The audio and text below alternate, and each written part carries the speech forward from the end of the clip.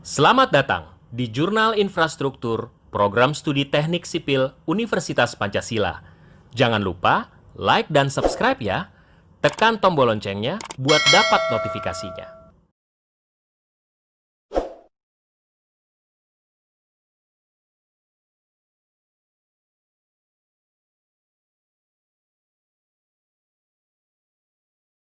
Yes. Baik, kita mari masuk ke pembicara yang ketiga. Ini sudah mulai panas karena sudah mulai masuk ke tengah, yaitu adalah Dr. Insinyur AR Indra Cahyani, MT. Nah, beliau instansinya adalah di Universitas Pancasila Jakarta. Saat ini jabatannya adalah dosen tetap Kepala Laboratorium Jalan dan Aspal Fakultas Teknik Universitas Pancasila. Riwayat pendidikan beliau S1-nya ada di Teknik Sipil Universitas Pancasila Jakarta, S2-nya di Teknik Sipil Universitas Indonesia, dan S3-nya adalah Teknik Sipil di Universitas Tarumanegara Jakarta. Saat ini beliau merupakan peneliti juga di program studi Teknik Sipil Universitas Pancasila. Beliau fokusnya pada kondisi daerah, terutama pada bidang transportasi serta kebijakan transportasi. Baik, monggo waktu dan room kami persilahkan kepada Bu Ani untuk memulainya. Ibu mau share atau kami yang share? Silahkan Jo aja. Dari Wita boleh? Iya, baik. Baik. Mbak Wita, monggo untuk di-share.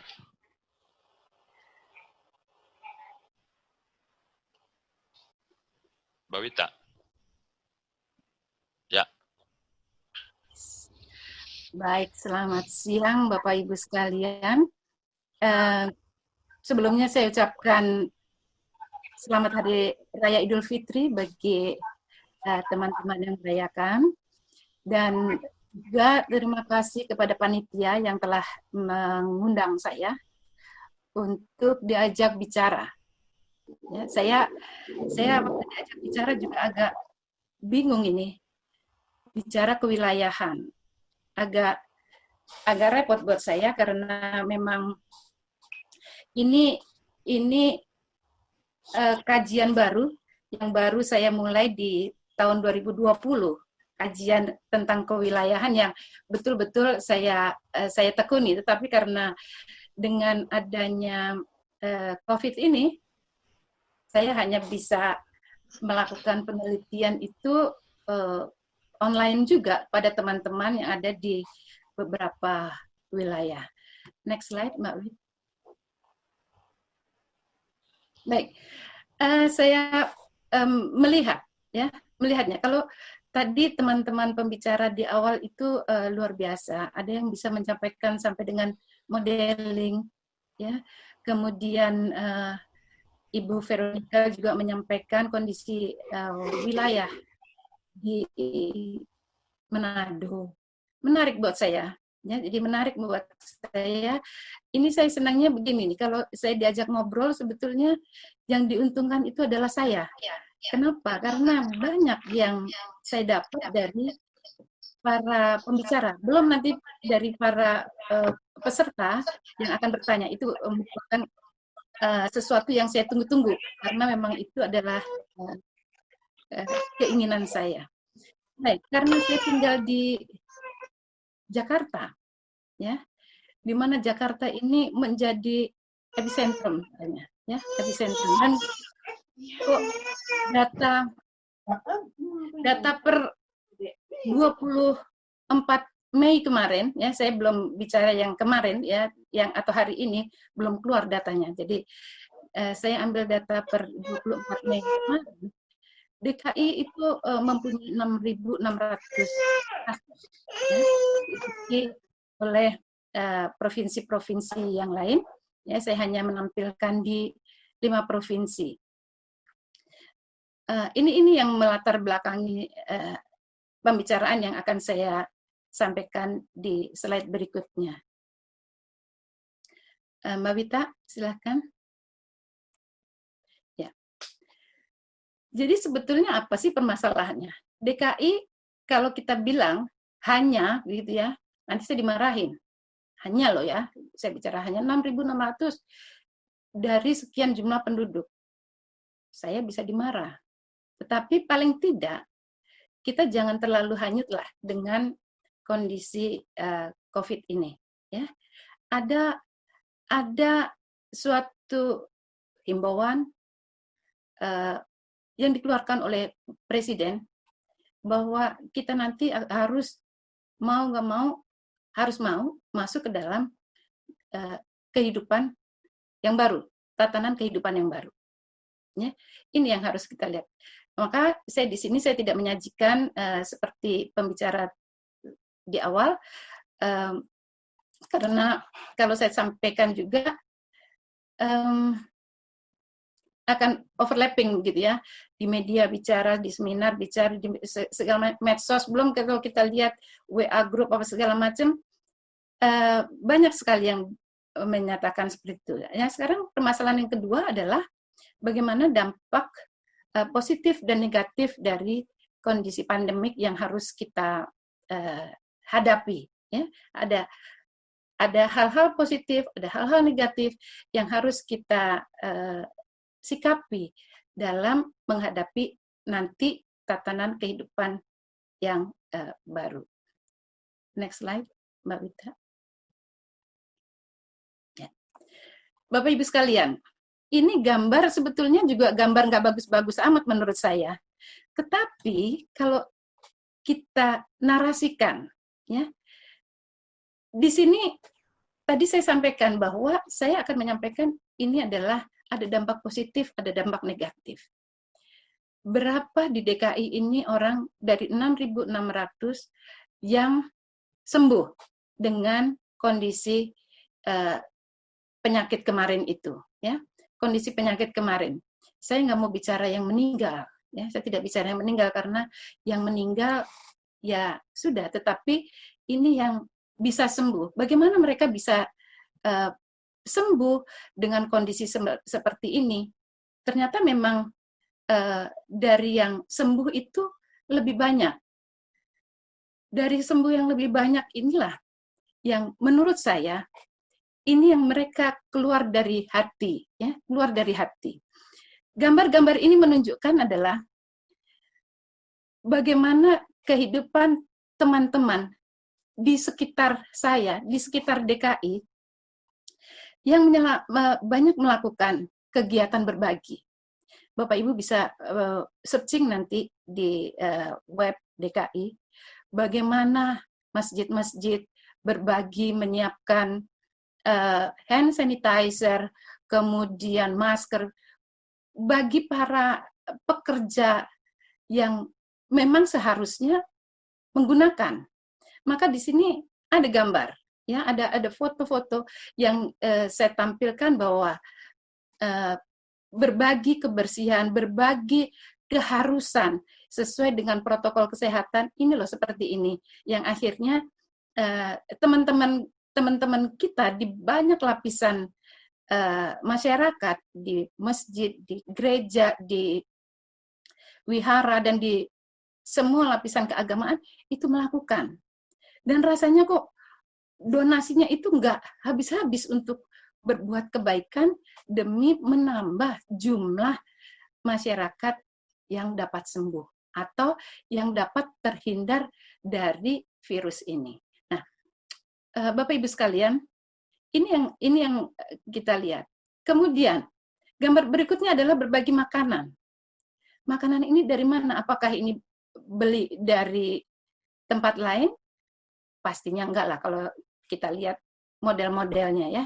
Ini adalah makanan-makanan yang disajikan oleh ibu-ibu atau warga masyarakat yang selama ini tidak pernah melakukan.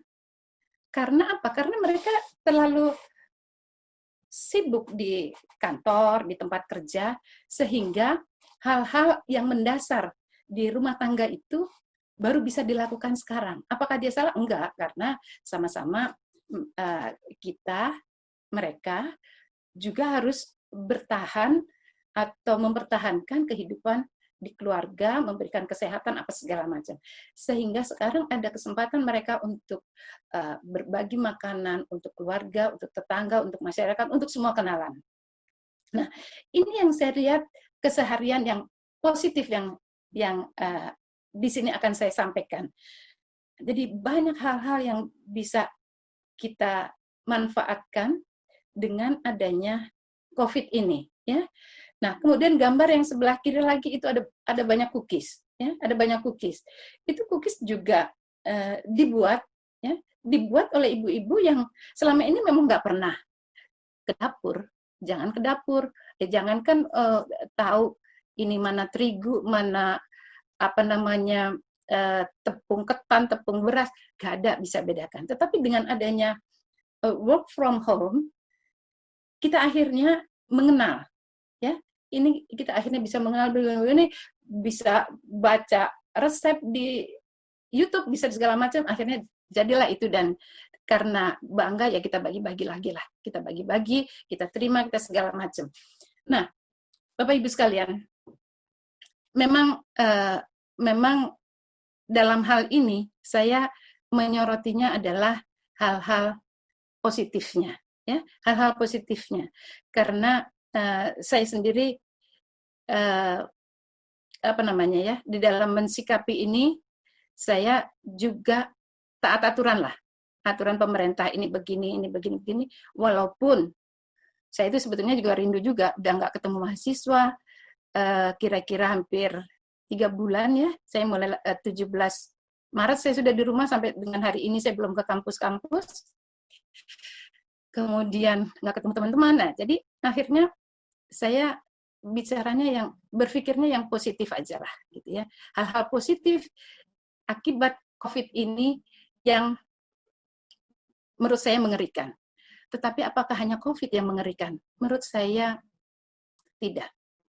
Mbak Wita, next slide boleh?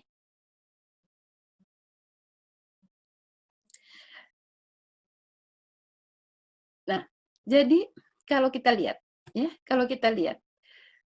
di segala bidang, ya, sudah ada protokol-protokol yang diterapkan, ya, yang sudah diterapkan. Ini ya kita banyak yang akademisi ya, akademisi, kita tahu bagaimana cara membuat protokol ini sulitnya, ya, sulitnya. Sehingga kita tinggal menerapkan apa yang telah ditetapkan oleh pemerintah dan bagaimana seharusnya agar kita semua ini nanti bisa terhindar, ya, bisa terhindar dari wabah ini. Bagaimana kesehatan, bagaimana di tempat kerja, bagaimana nanti di transportasi, bagaimana di perkantoran, ya. Ini adalah hal-hal yang menurut saya yang kita tinggal ikuti saja, ya. Jadi pemerintah juga sudah cukup banyak mereka di dalam menyiapkan protokol-protokol dan kita tinggal mengikuti. Baik, selanjutnya Mbak Wita. Ini slide saya yang terakhir.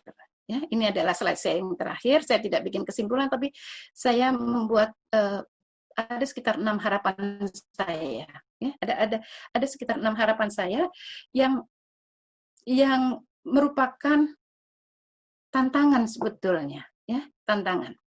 Bapak Ibu sekalian, pada waktu saya menyelesaikan penelitian saya di kewilayahan, itu saya memang berbasisnya adalah kabupaten.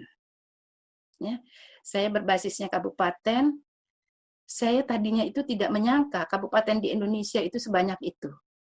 Ada 416 kalau saya nggak salah ya. Ada 416 kabupaten, ada 98 kabupaten kota. Jadi totalnya ada 514. Apa hubungannya kabupaten-kabupaten itu dengan yang akan saya sampaikan? Data yang sudah disampaikan oleh juru bicara Menteri Kesehatan itu ya, pemerintahan itu, Pak Yuri, itu mengatakan bahwa sudah 410 kabupaten yang mempunyai yang terdampak kasus. Artinya hampir seluruh Indonesia ini terdampak. Tadi Bu Veronica juga sudah mengatakan bahwa dampak ini, ya, itu pencegahannya atau informasinya sudah disampaikan di website, gitu ya Bu Veronica ya, di website. Namun siapa sekarang yang aktif di website itu? Ya, yang aktif di website itu memang adalah orang-orang masyarakat yang memang penggiat website, yang memang hidupnya berdasarkan di IT, ya. Ini menjadi satu tantangan. Angkatan kerja produktif, ya, yang saat ini terdampak COVID, itu harapan saya mereka dapat mulai menerima tantangan revolusi industri 4.0, ya. Bahwa revolusi industri 4.0 ini sekarang sepertinya tertinggal lagi. Kita sudah tertinggal melaksanakan revolusi industri 4.0, sekarang dengan adanya informasi COVID ini makin terpendam gitu ya, makin tertutup. Tetapi oke, ini banyak tantangannya yang di revolusi industri 4.0 kita hidupkan kembali, kemudian kita perhatikan lagi ada kebutuhan-kebutuhan bisnis yang akan booming dengan kondisi-kondisi ini, yang bisa didekati dengan IT base barangkali ya. Ini ada IT base. Kemudian yang berikutnya lagi adalah tadi tentang protokol kesehatan. Ya. Protokol kesehatan secara garis besar itu cuma 3 kan. Hanya pakai masker, cuci tangan, kemudian jaga jarak. Itu inti dari protokol kesehatan. Detailnya ya tadi yang saya sampaikan, contoh-contoh yang sudah ada di pemerintahan ya. Jadi itu. Kemudian kembali lagi ke angkatan muda atau teman-teman penggiat IT, website. Ini masih ada loh orang tua atau orang-orang ya, orang tua ini curcol saya maksud saya ya, yang masih memerlukan bantuan pendampingan ya. Bantuan pendampingan bagaimana cara mengakses informasi berdasarkan website tadi yang dikatakan Bu Veronica tadi. Bagaimana mereka bisa mendapat informasi kalau informasinya ada di sana. Nah, ini adalah tantangan-tantangan bagi para pekerja yang IT base ya, yang bisa mendampingi banyak orang tua yang kalau kita lihat datanya juga katanya yang rentan terhadap COVID ini adalah usia-usia lansia ya. Usia-usia lansia, walaupun lansia sekarang dikategorikan ada lansia muda, ada lansia madya, dan ada lansia berapa lagi yang umurnya adalah 80 sampai 90. Kalau saya lansia muda lah, masih ada sekitar di 60-an lah gitu ya. Tetapi itu sudah masuk ke dalam kelompok rentan, ya, kelompok rentan. Bapak Ibu sekalian, ini mungkin kalau teman-teman di Pancasila dia tertawa aja melihat saya bisa tampil begini. Bapak Ibu, ini di belakang saya itu selalu ada anak-anak saya yang menyiapkan ini. Jadi apa yang saya sampaikan ini sebetulnya adalah curhatan hati saya sendiri. Yang memang selama ini kalau di kampus ya ada Mas Prima, ada Mbak Wita yang selalu dampingnya. Kalau di rumah anak-anak saya 3 ini semuanya sudah ada di balik meja saya. Kalau nanti ini tiba-tiba drop seperti yang tadi dikatakan Pak Saf, kalau nanti lampunya mati saya mesti apa gitu kan. Makanya ini share screen saja dari Mbak Wita yang melakukan, bukan saya, walaupun anak saya sudah siapkan, tapi kan saya nggak pede gitu. Jadi rasanya apa yang saya sampaikan itu adalah suatu rasa saya mewakili para lansia muda ya, para lansia muda ya kebetulan saya masih bisa bertanya ke sana ke sini di kampus, masih bisa bertanya pada teman-teman yang lain. Tetapi bagaimana dengan lansia-lansia yang lain? Ya, lansia-lansia seperti saya itu kita punya kelompok di WA group ya, di WA group di mana-mana. Ini kalau kelompok lansia berdasarkan tingkat sekolah, waktu maksud saya di WA Group SMP, SMA, gitu ya.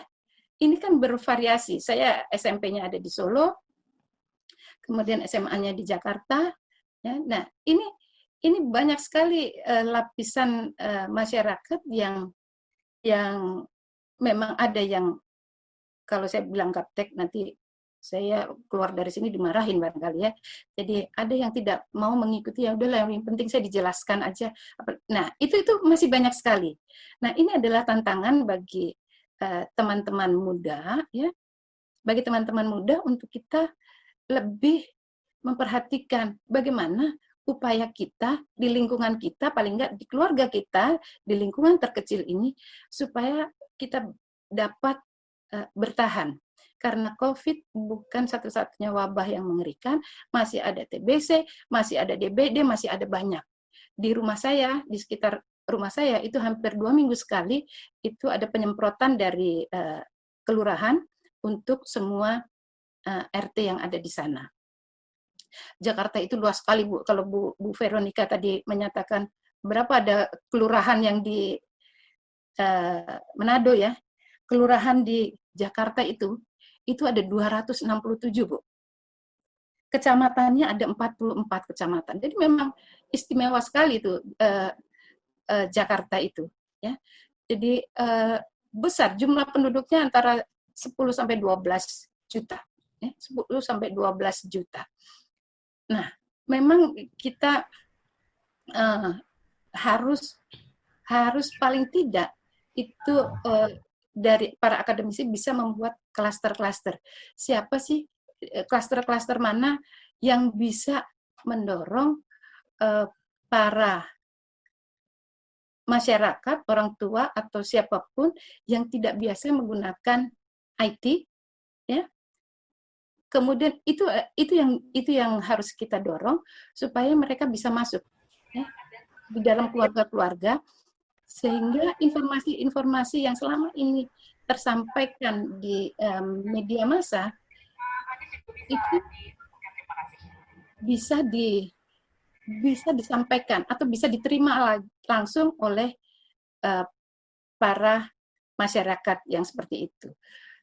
Kalau melihat televisi, rasanya mereka juga cari yang hiburan untuk kondisi seperti ini. Barangkali juga untuk melihat apa yang disampaikan juru bicara pemerintah untuk kesehatan, itu juga, nanti juga ada informasinya. Jadi bagaimana sekarang kita ini menarik teman-teman yang menguasai IT untuk dapat mendampingi itu. Itu yang menurut saya. Kemudian yang terakhir adalah sifat gotong royong. Sifat gotong royong ini adalah bukan sesuatu yang baru untuk kita. Karena selama ini kita sudah dibiasakan oleh nenek moyang kita. Nggak ada orang Indonesia yang nggak kenal gotong royong ya. Rasanya sudah mengenal gotong royong, dan itulah yang harus kita jalankan. Walaupun aturan jaga jarak, social distancing, itu tetap harus kita jalani, namun aturan-aturan yang sudah diterapkan oleh para sesepuh kita itu jangan dilupakan, ya, jangan dilupakan. Kita tetap ada rasa gotong royong, ada segala macam. Nah, yang terakhir adalah yang ingin saya sampaikan, COVID memang betul menakutkan. Di samping ada TBC, kemudian ada DBD, belum adanya perilaku-perilaku yang mengkhawatirkan, gitu ya. Jadi, ayolah kita cari hal-hal positif agar kasus ini tidak bertambah, namun yang sembuh yang bertambah. Yang sembuh yang bertambah, sehingga modeling dari Pak Saf, ya, dari Pak Saf itu juga menarik juga buat saya, karena saya juga melakukan penelitian berdasarkan sistem dinamik dengan menggunakan metode sistem dinamik itu asik juga untuk melihatnya bagaimana nanti endingnya yang kita harapkan ya. Jadi artinya kita tinjau sekali lagi bahwa hal positif yang kita perhatikan. Biarlah pemerintah yang melihat bagaimana hal-hal negatif itu diatur berdasarkan protokol-protokol, kita menjalankan, harapannya semua penduduk Indonesia yang sudah masuk dalam pelosok-pelosok di kabupaten itu juga mendapat informasi yang sama dengan kita yang berada di ibu kota provinsi atau di mana-mana. Bapak Ibu sekalian, barangkali itu yang bisa saya sampaikan. Monggo silahkan dilanjut untuk kalau ada yang mau di-sharingkan. Pak Prima silahkan, terima kasih. Ya, baik. Terima kasih Bu Ani atas materinya. Ya betul, sedikit kita bahas bahwa apa yang terjadi. Kalau kita pernah melihat tentang tentang berita-berita yang berkembang di tempat awalnya pandemi gitu ya. Jadi kalau kita bilang di Wuhan itu mereka sembuh sebagai sebuah negara. They heal in a state gitu. Jadi mereka itu sembuh sebagai satu kesatuan gitu. Jadi tidak ada pengiriman berita-berita yang menakutkan yang katanya malah bikin bikin imun tubuh turun sehingga semakin banyak lagi semakin banyak penderita yang baru dan lain sebagainya. Jadi memang mungkin pada akhirnya pandemi ini menyatukan kita sebagai sebuah bangsa. Tentunya yang baik ada, yang buruk juga ada. Kalau kita lihat seorang Ferdian Paleka ya, saya lupa yang kemarin prank bagi-bagi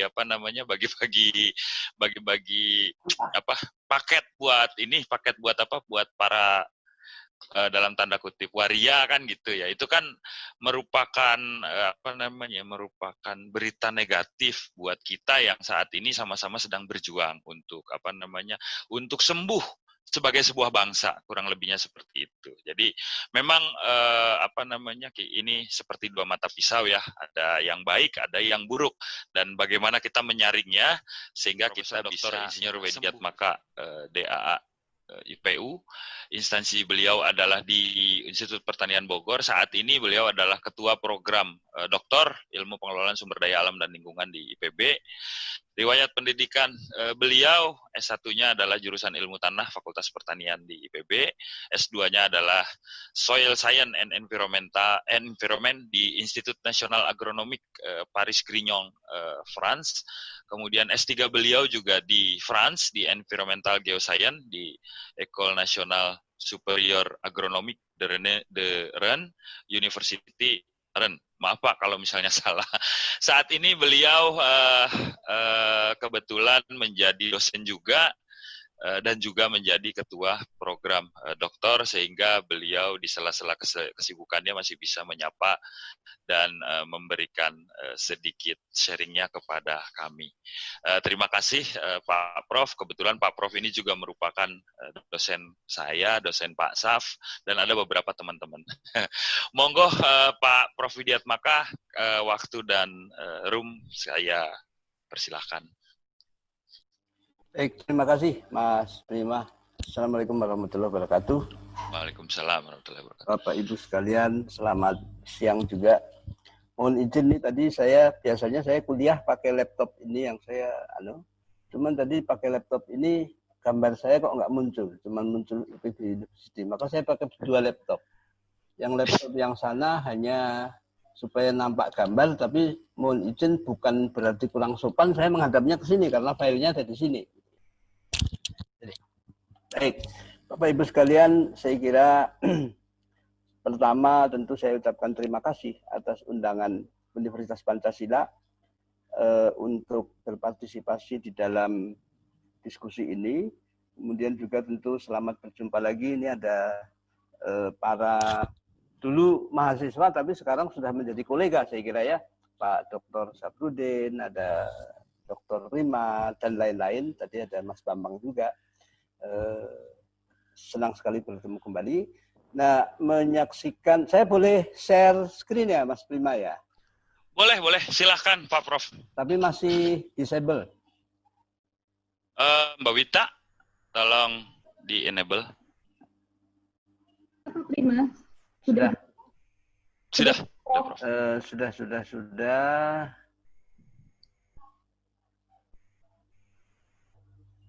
Sudah kelihatan ya? Siap. Baik, jadi saya kira saya kebagian, saya memang minta saya pembahas saja Mak, gitu, karena di IPB ini sedang pergantian kurikulum, kita menyiapkan kurikulum baru yang hampir setiap hari kita melakukan pertemuan online. Rupanya dalam masa pandemi COVID ini saya kira sama seperti yang lain-lain juga. Dalam masa pandemi COVID ini kita work from home. Tapi ternyata yang saya rasakan ini, work from home itu ternyata lebih capek. Lebih efektif, tetapi lebih capek juga ya. Lebih efektif karena orang menganggap kita selalu harus bisa. Kecuali kalau sedang double meeting yang tentu nggak bisa, tapi karena kita di rumah pastinya harus bisa terus. Kalau dalam masa biasa kadang-kadang kalau saya ada 2 kampus, Darmaga sama Baranang Siang, sedang di Baranang Siang, di Darmaga ada rapat nggak hadir. Demikian juga sebaliknya. Kalau sekarang nggak ada alasan, ya, jadi harus hadir terus. Oleh karena itu, itu juga saya kira dari sisi sosial, sebagaimana yang disampaikan oleh Bu Indra Cahyani terakhir tadi, perlu kita catat bahwa pandemi ini kalau kita membiasakan juga dari sisi sosial, ada baiknya juga dari sisi efektivitas kerja, walaupun agak berkurang dari sisi hubungan antar manusia ya, tapi nanti mungkin bisa kita ralat. Nah, saya mulai pembahasan tadi karena tadi dari sisi modeling dulu dari Pak Safrudin. Jadi kalau kita berbicara modeling, ini saya kira model itu adalah penyederhanaan dari kompleksitas ya, penyederhanaan dari kompleksitas yang melukiskan fase-fase. Kalau fase-fase di dalam penyebaran coronavirus itu di seluruh dunia kan ada mulai dari menanjak, kemudian belok, lalu nanti di titik akhir. Nah, nanti akan kita bahas bahwa ternyata di Indonesia sebetulnya sekarang belum sampai titik akhir, tapi kita sudah mau mulai dengan new normal. Apakah kira-kira itu sudah waktunya atau belum? Nanti coba kita bahas sedikit. Jadi kalau dari sisi modeling, saya kira bagus apa yang disampaikan oleh Pak Safrudin. Namun masukan saya barangkali ya perlu disampaikan. Yang menyajikan tentang model ini sudah banyak beberapa kali saya juga menjadi pembahas. IPB sendiri pernah sekali dengan, kalau teman-teman ada yang mengikuti waktu itu, dengan himpunan alumni. Kemudian dari UI ada Sekolah Ilmu Lingkungan UI, kemudian juga dari Bappenas, semuanya memodelkan. Tapi kelihatannya ketika kita tinjau dari data yang ada sekarang, semuanya agak meleset ya, kalau dari ini. Nah, tetapi itu tentu bukan berarti memodelkan tidak perlu, tapi saya kira perlu di-adjust secara lebih teliti begitu ya, karena secara lebih teliti dengan mengintegrasikan berbagai aspek, termasuk terutama kalau virus itu adalah epidemiologi, tapi juga dari aspek lingkungan, sosial maupun ekonomi. Tetapi itu sangat penting juga, walaupun meleset nggak apa-apa model itu, karena tidak mungkin 100% tepat, itu tidak mungkin kan. Tetapi itu memberikan warning bagi kita supaya kita bisa memperoleh sisi terukur. Kalau kebijakan ini yang dipakai maka akan berimplikasi begitu. Kalau kebijakan B yang dipakai maka akan berimplikasi begitu. Itu bisa menjadi ukuran bagi kita. Oleh karena itu saya sambut baik apa yang disampaikan oleh Pak Safrudin tadi, yang tentunya berbeda antar wilayah di Indonesia. Karena kalau teman-teman yang di Bappenas mungkin memodelkan seluruh Indonesia, akan berbeda kalau kita memodelkan di Jakarta, berbeda dengan memodelkan di Papua dan seterusnya. Hanya yang perlu disampaikan tadi belum mungkin disampaikan causal loop-nya ya. Kita nggak tahu sebetulnya dari apa yang disampaikan oleh Pak Safrudin tadi, parameter yang digunakan apa. Itu barangkali mungkin nanti kalau ada kesempatan yang lebih lebih panjang begitu, bisa didiskusikan secara lebih detail. Itu catatan pertama. Kemudian catatan kedua juga, mungkin ada kalau dari sisi corona keseluruhan mungkin karena tadi penyederhanaan dari kompleksitas, maka kompleksitasnya kan sangat kompleks tuh. Maka bisa kalau mau ada beberapa hal yang juga bisa dimodelkan kompleksitasnya tidak kalah tapi agak kita turunkan. Misalnya saja, contohnya misalnya soal bukan memodelkan kapan berakhirnya, tapi misalnya contohnya adalah memodelkan penyediaan pangan yang sangat terpengaruh tuh oleh COVID kan. Jadi mungkin tidak sangat terpengaruh oleh COVID, tapi tidak lingkungannya lebih terlokalisir. Mungkin memodelkannya itu relatif lebih mudah. Jadi saya mengundang kalau ada yang mau misalnya memodelkan tentang ketersediaan pangan bagi Indonesia atau bagi suatu wilayah, atau juga model tentang kesehatan daya ini. Jadi lebih sederhana barangkali itu supaya lebih mudah begitu. Nah, itu barangkali itu saya sampaikan untuk mengundang kalau ada yang tertarik untuk ke model tadi. Yang kedua dari sisi kewilayahan, karena ini judulnya kewilayahan, adalah bahwa Indonesia ini memiliki sumber daya dengan kondisi fisik, sosial ekonomi, budaya, dan lain-lain dalam rentang yang luas dari Sabang sampai Merauke. Dari sisi iklim saja bisa sangat beragam tuh, dengan yang wilayah dengan curah hujan sangat tinggi di Indonesia bagian barat, dengan wilayah iklim kering di Indonesia bagian timur. Dari sisi iklim saja mungkin belum ada kajian yang menyatakan secara detail pengaruh iklim terhadap dispersi corona, tapi kemungkinan besar sih saya kira ada. Belum lagi dari sisi sosial budaya. Pulau Jawa yang penduduknya sangat padat, untuk memberikan social distancing tentu memerlukan parameter budaya yang berbeda dengan di Papua yang relatif lebih jarang. Oleh karena itu barangkali yang perlu dipertimbangkan lebih lanjut di dalam konteks bahasan kewilayahan dari sisi COVID maupun yang lain. Misalnya kalau saya kembali ke pangan tadi, soal pangan, petani di Indonesia itu sebagian besar adalah di Pulau Jawa. Jadi penyediaan pangan kita itu 50% dari pangan padi kita itu disediakan oleh Pulau Jawa yang luasnya nggak sampai 10%. Nah yang 90% luas wilayah itu menyediakan 50%-nya. Kalau ada gangguan di Pulau Jawa, artinya apa? Petani di Pulau Jawa tidak bisa bertani karena COVID dan sebagainya, itu akan dampaknya luar biasa terhadap penyediaan pangan kita. Nah, itu saya kira itu yang perlu diinikan juga. Nah kemudian juga salah satu kunci untuk penanganan pada wilayah yang dengan rentang yang luas ini adalah teknologi informasi. Pelajaran yang kita dapatkan dari penanganan COVID di negara-negara lain adalah penerapan teknologi informasi, rapid test yang relatif bagus. Yang sayangnya kita belum terlalu bisa karena aspek anggaran kita yang memang relatif terbatas di Indonesia. Misalnya contohnya saja di Cina, kenapa Cina itu bisa melokalisir di Wuhan dan satu kota lagi, saya lupa namanya apa tuh, di Wuhan, itu karena antara lain sumbangan dari teknologi informasi. Meskipun dalam keadaan biasa itu adalah negara komunis yang sangat tertutup begitu ya, tapi kita melihat dari tayangan di televisi bagaimana Cina bisa menyediakan teknologi informasi sampai seseorang yang keluar bisa diketahui dia ada di mana, namanya siapa, dan seterusnya, kapan dia keluar, kapan dia balik lagi, itu bisa diketahui. Nah itu saya kira itu salah satu kunci kalau saya baca-baca dari ini, bagaimana Cina bisa menangani hal itu. Demikian juga Korea Selatan. Korea Selatan itu adalah salah satu negara yang paling berhasil dalam penanganan COVID, karena dia bisa menyediakan rapid test, alat pelindung diri dan sebagainya dalam jumlah yang relatif banyak sehingga bisa melindungi penduduknya dengan ini. Itu barangkali yang perlu dicontoh oleh negara kita yang tentu di setiap daerah yang berbeda memiliki kemampuan yang berbeda-beda juga. Tadi yang sudah disampaikan. Kemudian dari sisi lingkungan, karena ini kita berbicara soal lingkungan juga dari judulnya tadi, bahwa adanya COVID-19 ini memberikan kepada kita aspek positif tadi yang disampaikan oleh Bu Veronica maupun Bu Indra juga, bahwa krisis ini memang berdampak buruk.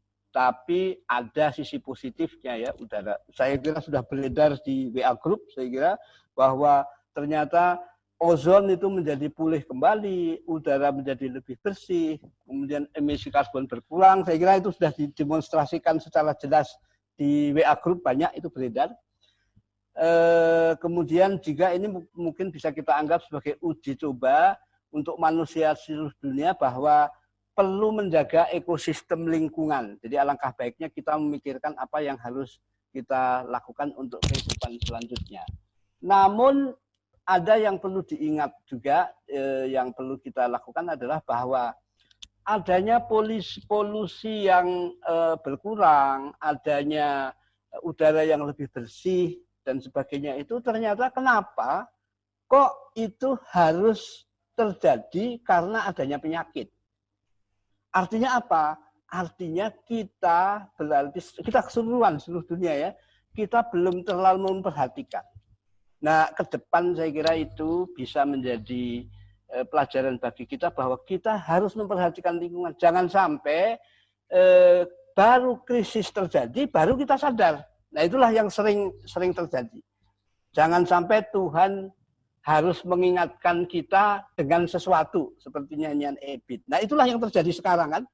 Kita mengambil sisi positif, ada COVID, ada corona, udara lebih bersih. Mestinya kita sadarnya harusnya dari dulu gitu ya. Nah, itu saya kira yang perlu menjadi catatan. Demikian juga jangan juga terlalu mendewa-dewakan dalam tanda kutip. Menurut saya corona ini adalah sangat berbahaya. Memang itu sangat berbahaya. Tetapi kalau kita tinjau dari sisi kematian misalnya, kematian akibat polusi udara, akibat keburukan lingkungan dan sebagainya itu sebetulnya jauh lebih tinggi dibanding kematian karena corona. Itu gambarannya misalnya kalau kita kan di sepanjang ini kalau ada kecelakaan pesawat itu yang meninggal 400 orang atau 300 orang. Langsung orang heboh.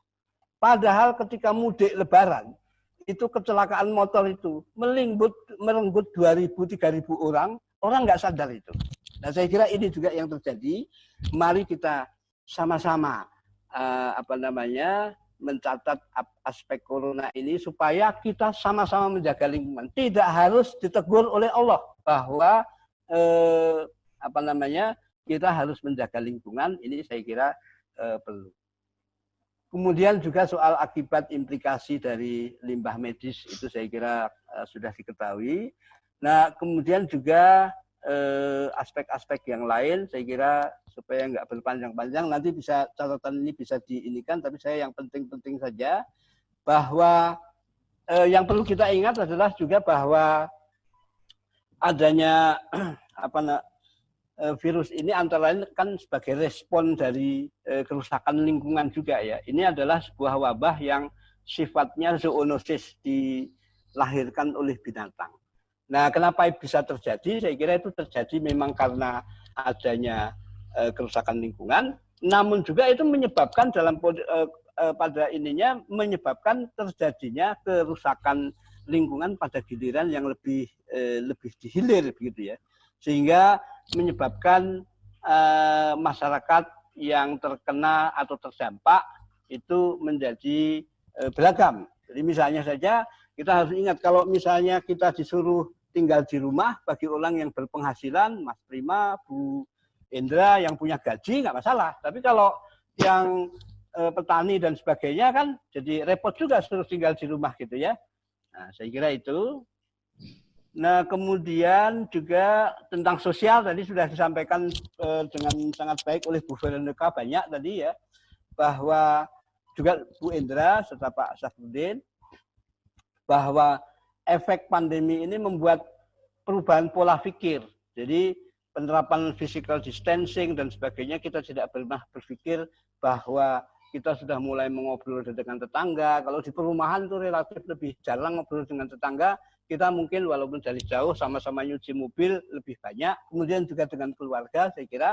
Jadi ini saya kira dengan grup WhatsApp dan sebagainya, meskipun grup WhatsApp ini menyebabkan agak kesal juga karena yang di-share selalu yang dengan foto, jadi apa namanya sangat sudah jenuh ini handphone saya ini karena ada foto terus yang masuk ya. Tapi itu juga merupakan refleksi bahwa kita sangat ingin berbagi dengan sesama ya.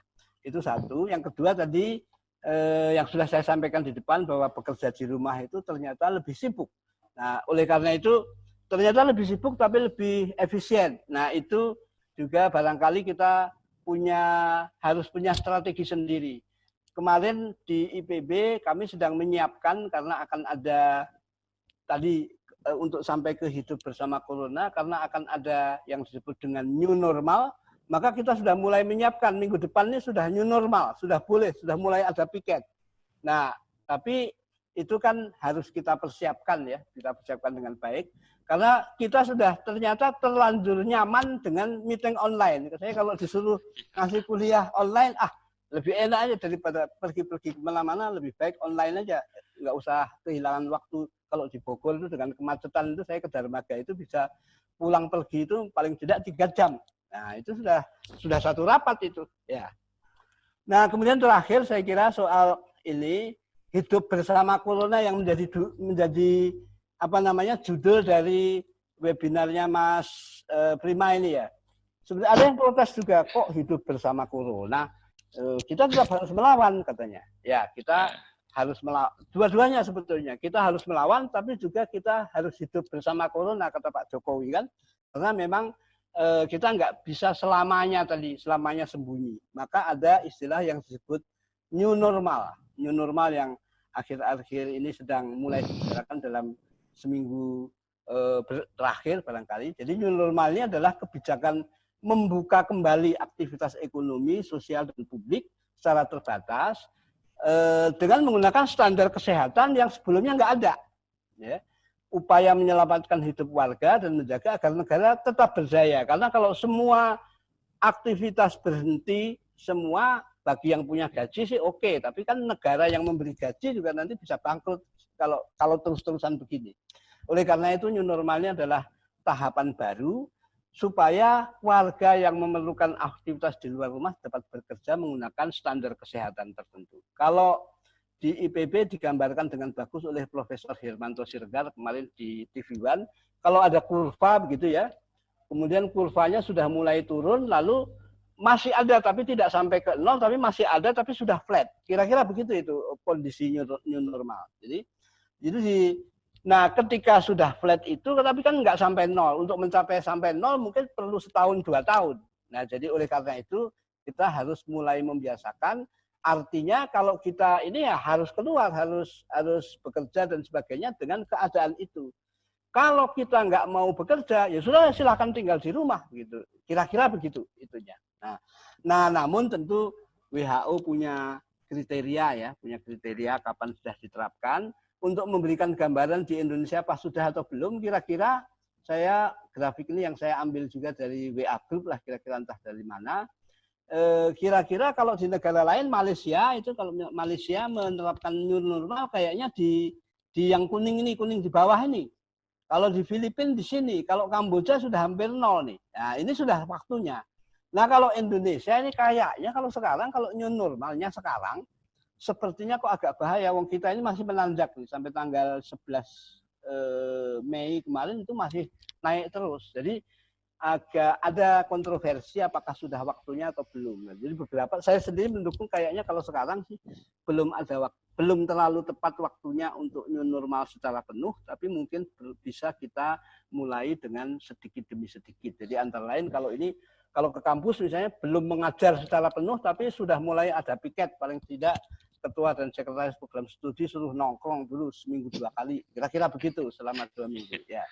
Nah, saya kira itu yang bisa saya sampaikan. Nah, saya ingin tambahan 1 menit numpang promosi. Nah, Mas Prima ya, numpang promosinya begini.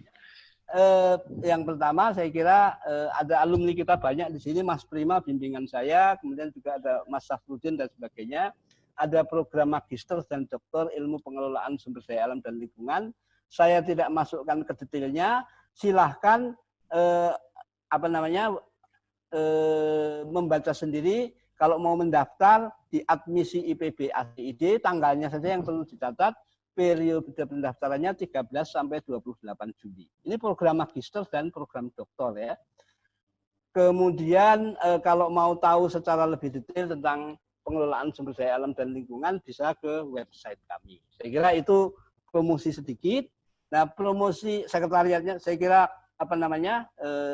itu soal ini. Lalu karena ini tentang jurnal juga saya promosi sedikit karena saya ketua Dewan Editor sedikit, kita punya jurnal ilmu tanah dan lingkungan baru tanggal 3 April 2020 kemarin menerima pemberitahuan hasil akreditasi. Ini sudah 22 tahun tidak terakreditasi, 22 tahun tuh, terima dulu juga S2. Akhirnya pada jengkel, jadi akhirnya saya disuruh 6 bulan terakhir ini saya menjadi ketua Dewan Editor, akhirnya saya nekat, akhirnya bisa terakreditasi. Mungkin itu jurnal infrastruktur nanti juga harus begitu. Nanti bisa konsultasi ke saya bagaimana caranya. Saya kalau belum, tapi mungkin sudah ya. Alhamdulillah sudah, Prof. Sudah ya. Sudah. Jadi ya, sudah. Ini juga kami mengundang kalau ada yang nulis berbau-bau tanah begitu, silahkan. Ini sudah bisa untuk ujian program magister maupun program doktor. Saya kira demikian, Mas Prima. Tidak berpanjang kata supaya masih ada waktu untuk diskusi. Terima kasih. Wassalamualaikum warahmatullahi wabarakatuh.